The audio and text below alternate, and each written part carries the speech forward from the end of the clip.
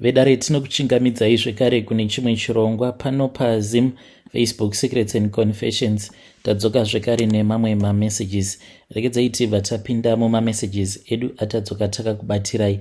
Meseji yedu yekutanga yakamira sekudai so: hanzi iyi mukomanashi, ndauyawo pano kuti ndinge ndichizoreururawo. I know kuti kune vamwe vanhu kunzoko ndichaita sekunge ndikuda kuvharidzira kune avo vanenge vaine shuviro netarisiro yekuti nerimweni ramazuva vachazovawo mamillionaires, not because of hard work, because hard work.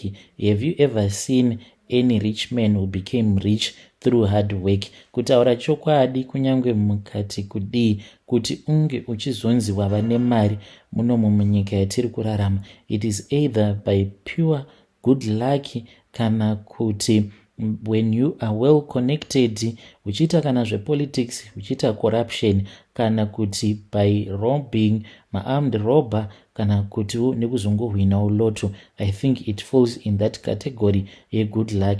Pasina izvozvo, hard work will never get you anyway, because time is not, as far as much I now know, time is money. Panguva iya iyo yaunenge uchinzi iwe chera trench iri maybe rinenge rakareba kana kuti 100 meters, then by the time paunozopedza kuchera trench iroro unenge washandisa mahours mangani pa 24 hours dzoga dzatinopiwa naMwari each and every day. Saka kuti unge uchizova that productive zvokuti unokwanisa kuzoita rich and famous, zvinhu izvozvo zvinotinetsei, unless kana wazoitawo izvozvo zvekuromba, that is when you can make as much money as you want. But advice yangu kune avo vachiri nemaoko avo akachena, dambudziko riri pakuromba nderekuti maoko ako anenge asisina kuchena. Izvi ndakazotozvizivawo mushure mekunge ndaromba, kuti nhau haisi pakuti iwewe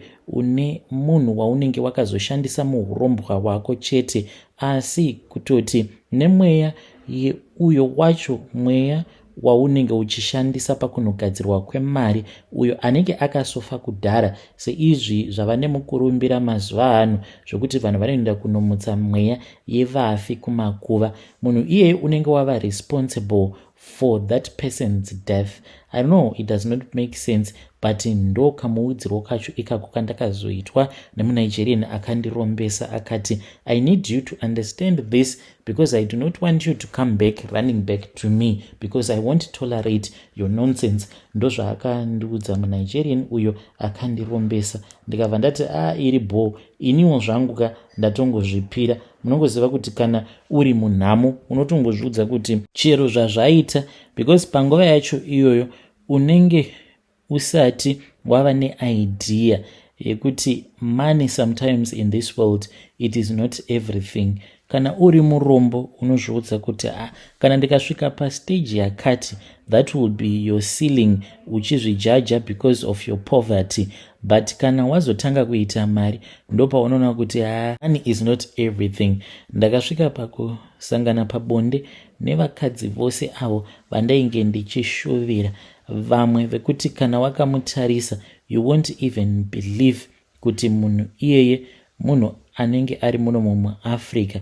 Vanhu vavo ndakasvika pakurara navo, vamwe vekuti vanodhura zvekuti vanenge vachitochaja kana zvekuma 8 to 15,000 a night. I am talking about a night, not izvo zvekunzi munototanga kutochema muchiti ndachajwa $, kana kuti 500 rands a night. We are talking about mari dzandaibhadhara ma16k. Vana vanorara nemapresident uye zvekare nemaministers ndivo avo vandainge ndichifambidzana navo ivavo nekuda kwemari. But ndakasvika pakuona kuti everything that I was doing, going to wherever that I wanted to go whenever I wanted to, it did not mean anything. It meant nothing at all, mukomanashi. So ndichiwewo panapa ndauya pano ndichida kutongokurudzirawo vamwe vanhu kunzoko vasati vaita izvizvi zveurombwa kuti garai masiyana nazvo, nekuti kumagumo kwazvo kune nyaya, siyanai nazvo nekuti kumagumo kwazvo, I repeat, kune nyaya. Ende kana mazotanga kutambudzika nekuda kweurombwa, you will regret, I tell you, you will regret for the rest of your life. Like me, I am regretting. Asi chekuti ndige ndichazviita pari zvino hapasisina chekuchazviita, nekuti zvinhu izvi pandakazviita mukoma, I even dedicated my whole life to this whole thing, and I told myself kuti I will be able to do this for the rest of my life. Asi chandainge ndisingazivi ndechekuti we are human beings, and we have a limitation to anything that we do. When you think kuti you are very strong, but you will realize later on in life kuti you are not that strong mentally at all, you are not that strong, because ndainge ndichizvisimbisa ndikati ini nezvandiri nenhamo yose iyo yandakaona, kunyange zvikanzi ndazosangana naSatani, ndinotomuudza kutoti Satani, wedzera kundipa mari. Little did I know kuti no, Satani kunyange akakupa zvaanenge akupa, but kana nguva yake yekuti inenge yakwana to demand whatever that the devil wants from you, anenge asisina kana manegotiations newe. Zvechokwadi painge pasisina kana manegotiation mukomanashi panguva yacho iyoyo, apo Satani paakazouya kwandiri kuburikidza nemuNigerian uyu achitaura kuti it was time for me to pay up. Zvechokwadi nguva yainge yakwana kuti ndinge ndichizoita pay up. Mukomanashi ndakabva ndachizochekeresa upenyu hwehanzvadzi yangu. Ndakarwadziwa because akabva achizoita accident. Hameno kana muchipaziva, kune imwe nzvimbo iyo inonzi Christmas Pass, ndo paakaita accident nemurume wake, and they did not even recover. Ndakarwadziwa mukoma, asi ndo zvakatongoitikawo ipapo. It was my sacrifice. Zvose izvi zvakaitika ndiri kuno kuSouth Africa, sezvo ndakaromberawo kunoko. So ndainge ndakanzi kunyange zvikanzi pane zvinenge zvaitika, handitombofanirwi kuti ndinge ndichisvika kukumba ikoko. Zvechokwadi mukoma, ndakangoramba zvangu ndiri kunoku kuSouth Africa, ndikatofonerwa zvichitonzi naiwe hauyi here kunokumba because kuno hanzvadzi yako watisiya. Ndakangoramba hangu ndakanyarara, ndobva ndazoti mari handina. Yeti vanhu vainge vachitozviziva kuti ndine imwe mari yakawanda, asi chandakangokwanisa kuita sezvandaike ndakaudzwa nemuNigerian, ndakabva ndachizotumidzira mari, ndiyo mari yavakazoshandisa pakuvigwa kwesister yangu uyo wandakachekeresa. Unfortunately, mistakes they do happen mukoma. Ndakangoti ndaudzwa kuti my sister had passed away, ndakabva ndatongoona imwe kitsi iyi mukomanashi yakatongouya kwandiri igoti yotanga kundipara. Yakandipara ndokusaka ndakatadza zvekare kana kuenda kukumusha. Kondaigoenda sei kukumusha ndakaparwa fesi yose nekitsi yacho iyoyo. Ndakazobvunza muNigerian weyo kuti ko chii chaitika. Akabva achizoti kwandiri, aiwaka, handiti unozviziva kuti iwewe wanga uchifanira kuti unge uchingochekeresa your sister only, so iwewe wakazozvifambisa sei kuti nebrother in law yako naiyewo ange achizofa? Saka kufa kwaakatoita ikoko ndokwazotokanganisa mhiko dzako, because Satani kutaura kudai akatokutsamwira, but haana kuti Satani as in Satan, but vanenge vachingoti magod edu akutsamwira. Ndikabva ndati zvino ndichaita sei, ndopa ndakabva ndazoudzwa kuti umwe muxhosa uyo wandainge ndichiwirirana naye ndichifambidzana naye, even though ainge ari married, ndaifanira kuti ndinge ndichizomumitisa, because ndakanzi ndichatokupa mishonga inoita kuti kunyange aine family planning ange achizobatira pamuviri. Mushure mekunge abatira pamuviri, then iwewe zvandoda kuti unge uchizoita ndezvekuti uchamupa mushonga uyu. Apa ndakabva ndapiwa mushonga wacho iwoyo mukomanashi, ndikabva ndanzi unomuisira mushonga uyu mudrink. Mushure mekunge wamuisira mudrink, then what I want you to do ndezvekuti unofanira kuti unge uchizodeketera, but madeketerero acho avanoita akatosiyana neawo atinoita isusu mazimbabweans. So ndakadzidziswa kuti ndichadeketera ndichiita sei. Mushure mekunge ndadeketerera, then ndinobva ndachizotaura zita remwana iyeye, because ndakatogara ndamutumidza zita rekuti Grace, not a real name, because ndakatoudzwa kutoti ainge achazoita mwana musikana. Then ndobva ndati, iwe Grace, ndini baba vako, ndauya pano, ende ndichiuya panapa it is because ndiri kuda kuti ropa rako ringe richizobhadhara ropa remutorwa anova ari tsano avo vakafa at the same time nehanzvadzi yangu. Saka ropa ravo ndiro ratainge tichida kuti ringe richizoripwa. So mukomana achi takabva tazoita saizvozvo. Ndakamumitisa muxosa uyu, but chandainge ndisingazivi ndechekuti iye muxosa uyu ndichitomumitisa zvekare ndainge ndava kutozvikanganisira zvinhu zvangu.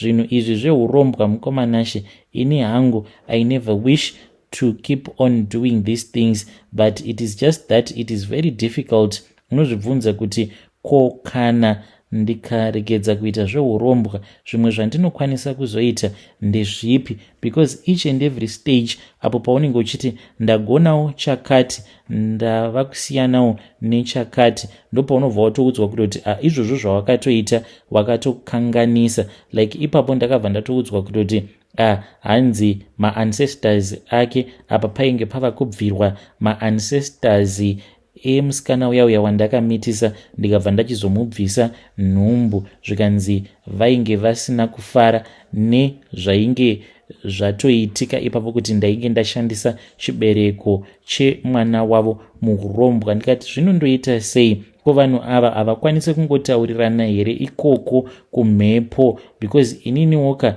handiti ndiri kutodhila naSatan wacho direct, saka why am I being punished? Asi sezvisinei, I just got punished like that mukoma. Ndikabva ndachinzi unofanira kuti unge uchideura ropa. Ndakadeura ropa mukomanashi.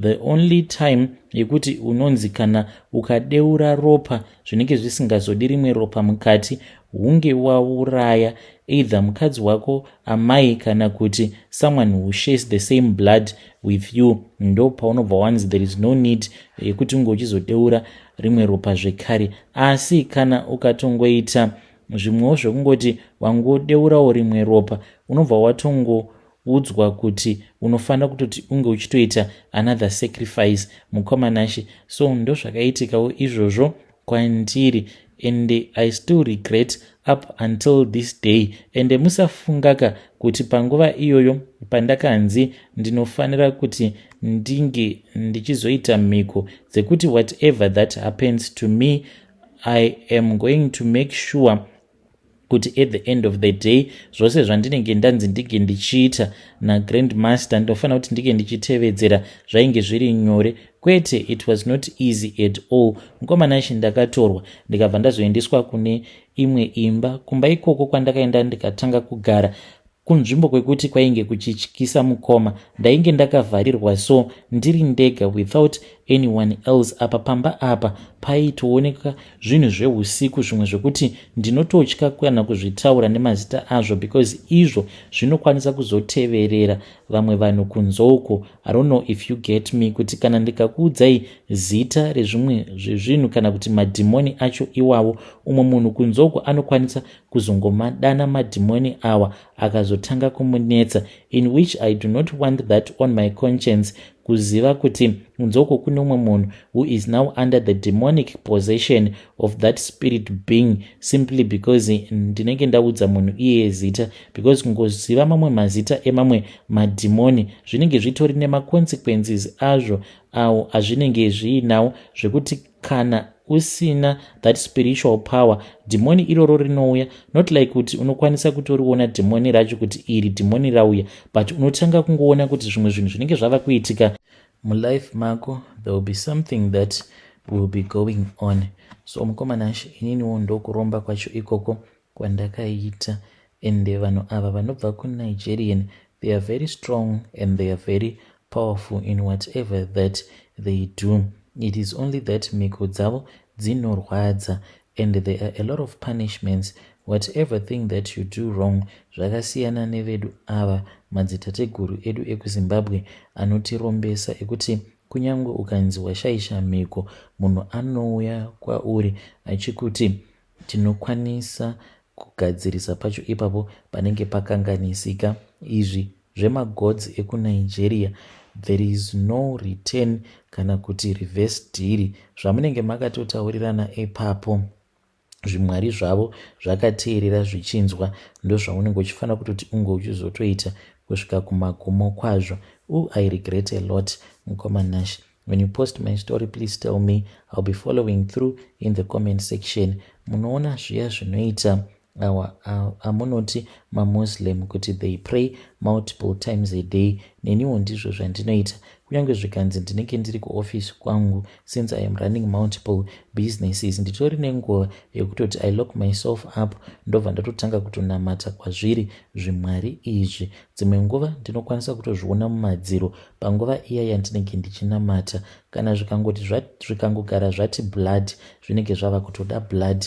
No matter what you do, zvinenge zvava kutoda ropa. So Mukoma Nash, ndiyo confession yangu iyo yandiinayo, ndichida kungokurudzirawo vamwe vanhu kunze uko vachiri nemaoko anenge achiri akachena, vanenge vasati vabata ropa, kuti you need to know kuti kunze uko zveshuwa Mwari wacho wavanoti Mwari ariko, uye zvekare there is another spiritual force uyo wavanoti Satani ariko zvekare. Musazozvisvibisa maoko enyu achizozara ropa nekuda kwemari, nekuti kunyange ukanzi wawana mari yakawanda sei, mari iyoyo haimbofi yakakukwanira. Again I repeat kuti kunyange zvikanzi wawana mari yakawanda sei, mari iyoyo haimbofi yakakwana.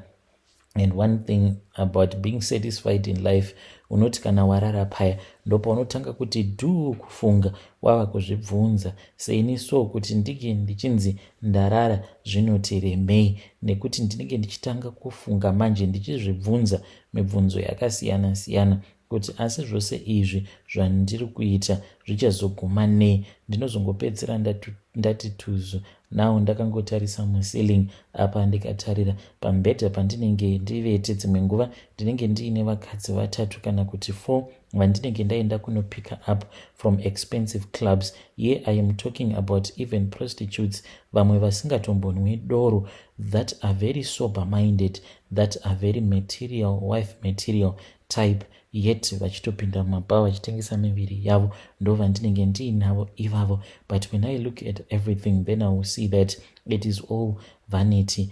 Hazvitomborina kana maturo zvose zvandiri kuita. I regret a lot for everything that I have done. May he forgive me. Hey, vedare ndo message iyo yandakatumidzirwa ichibva kuna ndo message yandakatumidzirwa ichibva kuna mukoma vedu avo.